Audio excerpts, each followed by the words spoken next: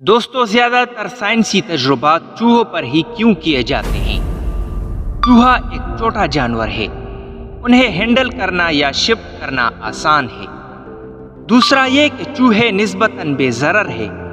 تجربات میں جانور مختلف کنڈیشن سے گزرتے ہیں اور چوہے زیادہ سے زیادہ ہاتھ پر کاٹ سکتے ہیں، اس سے زیادہ نقصان نہیں پہنچا سکتے۔ تیسری اہم وجہ یہ ہے کہ چوہوں کی نسل جلد بڑھتی ہے اور تھوڑی دیر میں کافی زیادہ چوہے تجربات کے لیے میسر ہو جاتے ہیں۔ اس کے علاوہ ان کی عمر لمبی بھی نہیں ہوتی اور اسی وجہ سے تجربات ان کی مختلف نسلوں پر جاری رکھے جا سکتے ہیں۔ چوتھی اور سب سے زیادہ اہم وجہ یہ ہے کہ چوہے اور انسان میں 90% سے زائد جینز ایک جیسے ہیں۔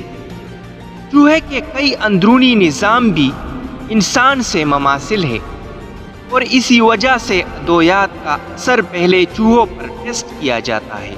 چوہے کا ڈی این اے کم مقدار میں ہے اور پورا پڑھا جا چکا ہے۔ اس کا فائدہ یہ ہے کہ آپ ڈی این اے میں اپنی مرضی کے کہیں بھی کوئی تبدیلی کر سکتے ہیں۔ مثلا ڈی این اے کے ٹکڑے کو کاٹنا ہو یا اس کے کام کو بڑھانا ہو، ایسا پورے بدن میں کرنا ہو یا کسی ایک عضو میں، یہ سب کچھ چوہوں میں بآسانی ہو سکتا ہے۔ چونکہ چوہوں اور انسانوں کا ڈی این اے بہت ملتا جلتا ہے، اس لیے چوہے کی ڈی این اے میں یہ تبدیلیاں کر کے اس سے انسانوں کی صحت اور بایولوجی کو بہتر طور پر سمجھا جا سکتا ہے۔ ایسے چوہے کمرشل بنیادوں پر بھی دستیاب ہیں۔